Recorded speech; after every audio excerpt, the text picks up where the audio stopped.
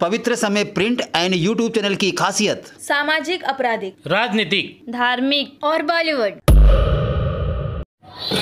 नमस्कार, आप देख रहे हैं पवित्र समय न्यूज। सभी दर्शकों को महाशिवरात्रि की हार्दिक शुभकामनाओं के साथ एक सनसनी खबर हम आपको दिखाने जा रहे हैं, जो हाल ही में विरोधी पक्ष नेता और पूर्व मंत्री मोहम्मद आरिफ नसीम खान ने ली प्रेस कॉन्फ्रेंस। डालते हैं उस खबर पर एक नजर। क्योंकि कल जिस तरह से 2 दिन पहले क्रांति नगर के लोगों के पुनर्वसन के नाम पर एक प्राइवेट हॉल में जिस तरह से चाबी वाटप के कार्यक्रम में 53 लोगों को बोगस घर देते हुए पुलिस ने लोगों को पकड़ा है। ऊपर चाबी ले रहे हैं और नीचे खरीदी बिक्री का काम हो रहा है, ऐसा पुलिस की रिपोर्ट में है। पुलिस का एफआईआर मैंने देखा है। 12 लोगों को पुलिस ने गिरफ्तार किया है। जब उसकी हमने पूरी जांच की तो बहुत सारी सामाजिक संस्थाओं ने, बहुत सारे लोगों ने मुझसे शिकायत की है कि साहब ये पुनर्वसन के नाम पर कई 100 लोगों का बोगस अलॉटमेंट इसमें किया जा रहा है और इसकी जांच करवानी चाहिए और ऐसे लोगों पे कार्रवाई होनी चाहिए ताकि जो ओरिजिनल रहने वाले लोग हैं उनको घर मिल सके। जो भी समझता यहाँ के वो हमेशा हमारे साथ में चर्चा करते और हमारे साथ में शेयर करते। एक मात्र सामने लिखा है कि जो झुग्गी झोपड़ी में रहने वाले लोगों के लिए जो हमेशा काम करते हैं उनके दिल में दर्द होता है। ये हमेशा हम देखते हैं, पैसा दर्द वाला कोई नहीं मिलेगा। ये तो सब धंधा लगाकर अपनी तिजोरी भरने का काम करेंगे। और नसीम भाई ने जो सब्जेक्ट जो विषय रखा था उसको लेकर हमने सीएम से मांग की है, इसकी एसआई की चौकसी हो, उच्च स्तरीय चौकसी हो, असेंबली में भी आवाज उठाएंगे और ये गलत नहीं होने देंगे। ये विश्वास मैं आपको देने के लिए आया हूँ और हम लोग बाकी दूसरी जगह भी जाने वाले हैं। सिर्फ आपका एक ही मेरा रिक्वेस्ट है आखिरी कि आप सबको गुमराह करने की कोशिश होगी, आपको एक दूसरे के साथ लड़ने की कोशिश होगी। आज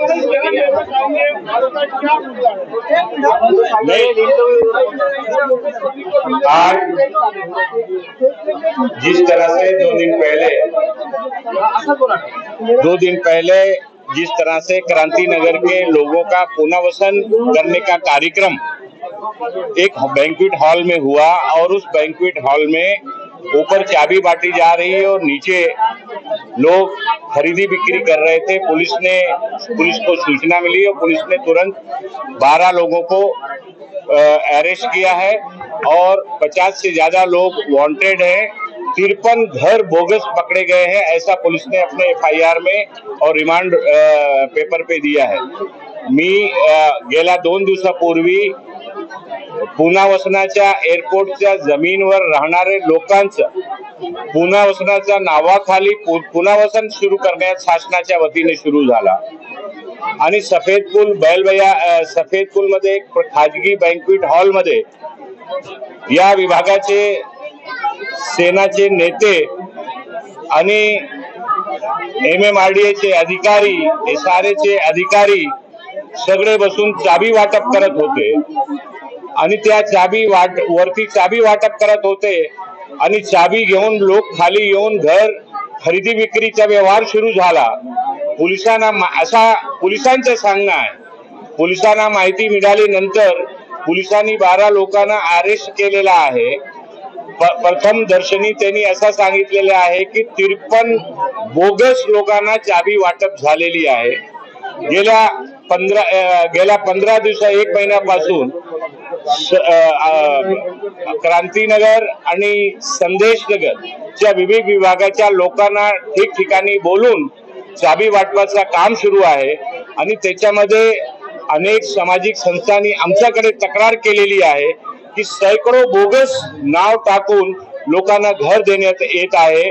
हा निंदनीय आहे। आम्ही काल प्रेस कॉन्फरन्स घेऊन राज्याच्या मुख्यमंत्रीशी आमची मागणी आहे।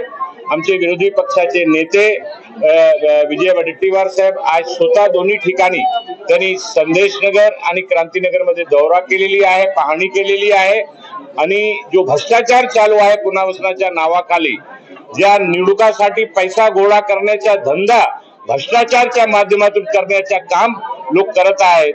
लोकांना बेघर करण्याचा पाप करत आहेत. 50% पेक्षा जास्त क्रांतीनगर आणि संदेशनगर लोकांना अपात्र करण्यात आलेला आहे. याच्या विरुद्ध आम्ही सर्वांनी आवाज उठवलेली आहे आणि या सर्व विषयाची सखोल चौकशी झाली पाहिजे. सर्व जे दोषी आहेत त्यांच्यावर कारवाई झाली पाहिजे. 100% लोक 2008च्या सर्वेमध्ये पात्र आहे त्यांच्या 100% लोकांचा पुनर्वसन झाला पाहिजे ही मागणी आमची आहे. आणि त्याच्यासाठी आम्ही आमचे जे विरोधी पक्ष नेते आहेत त्यांना सुद्धा आम्ही विनंती केली होती. ते आज इथे पाहणी दौरा त्यांनी केलेला आहे. ते आपल्या समोर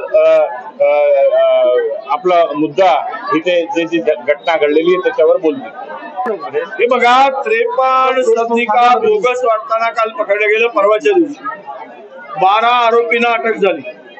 वर चावी देऊन खाली खरेदी विक्रीचा धंदा ओपन सुरू होता. हे सर्वांनी पाहिलं. मुंबईभर ही वार्ता पसरली आणि पात्र लोकांना अपात्र करून आणि काही पात्र आहेत त्याच्यामध्ये बोगस नावं घातले आणि तो व्यवहार करून 100 कोटी तरी सुरुवात आहे. त्याच्या अशी परिस्थिती आहे. हे 12 लोकांवर FIR झाला आहे. याबरोबर आता हे सर्वांचा मास्टर माइंड कोण आहे हे सुद्धा शोधलं पाहिजे अशी मागणी आम्ही मुख्यमंत्र्यांच्याकडे केलेली आहे. सर मागील 5 वर्षांपासून एकीकडे ईडी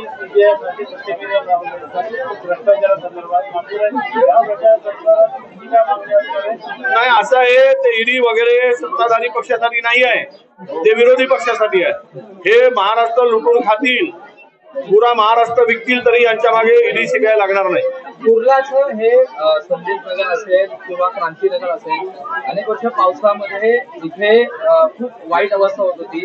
मात्र तिथल्या सबनिका देखील सामान्य माणसाला मिळत असताना अशा प्रकारच्या घोटाळ्याचा समोर येत आहे. कसं पाहता याकडे? तर या सर्व प्रकरणाची SIT चौकशी व्हावी अशी मागणी मी केलेली आहे.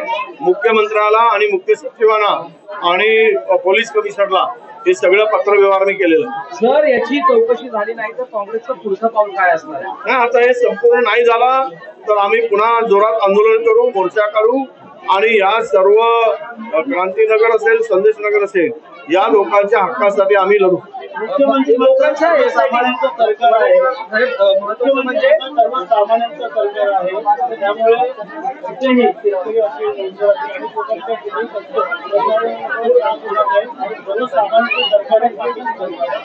नाही नाव सर्वसामान्यांचं आहे. काम मात्र अतिमान्य लोकांचं आहे. हे आता स्पष्ट झालेलं आहे. नाव सांगायचं सर्वसामान्य, काम मात्र विशेष मान्य लोकांचं करायचं आणि ही भूमिका या सरकारची आहे. दाखवायचे दात वेगळे आणि खायचे दात वेगळे अशी दुपट्टी भूमिका या सरकारची आहे. हे झालेल्या 2 दिवसापूर्वी झालेल्या घटनेवरून सिद्ध झाले. SITची मागणी केल्यानंतर काही स्थानिक नागरिकांचं असं म्हणणं आहे की पुनर्वसनाचा हा प्रकल्प कुठेतरी पुनर्वसनाचं काम थांबलं जाईल अशी भीती आहे. तर तुमची मागणी नेमकी पुनर्वसन नाही, थांबवण्याचा विषय नाही. तिथे आमचा कोणालाही त्या प्रकल्पाला विरोध नाही. फक्त जे कोणी 2018च्या प्रमाणे पात्र आहेत त्या सर्व लोकांना त्यांना त्यांचं पुनर्वसन झालं पाहिजे. त्यांना हक्काचा घर मिळाला पाहिजे. आणि 18,000 घर बांधले कोणी त्यावेळेस नसीम खानच्या नेतृत्वामध्येच कामाला सुरुवात झाली. जर त्या सरकारचे आमदार किंवा मंत्री किंवा खासदार बंद पाडून आणण्याचा प्रयत्न करतील तो आम्ही ते होऊ देणार. मैं कीर्ति रविदास आप लोगों से गुजारिश करती हूँ कि आपके आसपास या गली मोहल्लों में आपको समाज विरोधी गतिविधियों से अगर कोई परेशानी है तो आप हमारे स्क्रीन पर दिए हुए नंबर पर अपनी समस्या बता सकते हैं. हम आपकी समस्या को प्रशासन तक पहुँचाने में आपकी मदद करेंगे.